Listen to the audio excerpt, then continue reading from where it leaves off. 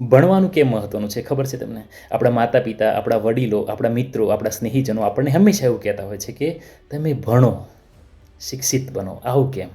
એના પાછળ કંઈક તો રહસ્ય હશે ને. ભણવાનું કેમ જરૂરી? આવું આપણને ખ્યાલ હોવો જોઈએ. એને આપણે ટેકનિકલી સમજીએ. માની લો કે તમે વિદ્યાર્થી છો અને તમે જિયોગ્રાફીની બુક વાંચી રહ્યા છો. હવે જિયોગ્રાફીની બુક, જે બુક તમારા હાથમાં હોય એ બુકને તમે વિચારો કે તૈયાર થતાં કેટલો સમય લાગ્યો હશે. એમાં કેટલા તજજ્ઞોએ, કેટલા ભૂગોળવિદ્યાઓએ અંદર પોતાના લેખ લખ્યા હશે અને સરકારે એને વેરીફાઈ કરીને એપ્રૂવ કર્યા હશે.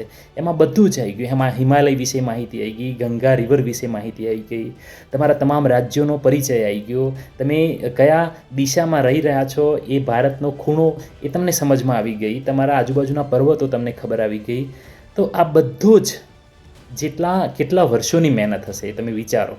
એ ભૂગોળની ચોપડી તમે વાંચો છો તો એપ્રોક્સ 10, 5 કે 15 વર્ષની આ બધા તજજ્ઞોની મહેનત છે એ તમે ઓન એન એવરેજ 6 થી 7 મહિનામાં તૈયાર થઈ જાઓ છો. અને તમને 6 થી 7 મહિનામાં એ મહાન તજજ્ઞોની મહેનત જે છે એ તમને 6-7 મહિનાની અંદર તમારા મગજમાં ઉતરી જાય છે.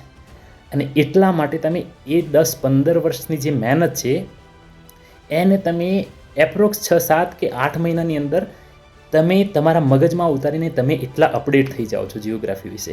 એવી જ રીતે બધા સબ્જેક્ટની વાત છે, સાયન્સ છે, મેથ્સ છે. આ ચોપડીઓ તૈયાર કરતાં જે તજજ્ઞો છે એ લોકોને કેટલો સમય લાગ્યો હશે અને તમે એ 6-7 મહિનાની અંદર તૈયાર કરીને તમે એનાથી કેટલા આગળ નીકળી શકો છો. આ એજ્યુકેશન છે, આ શિક્ષણ છે.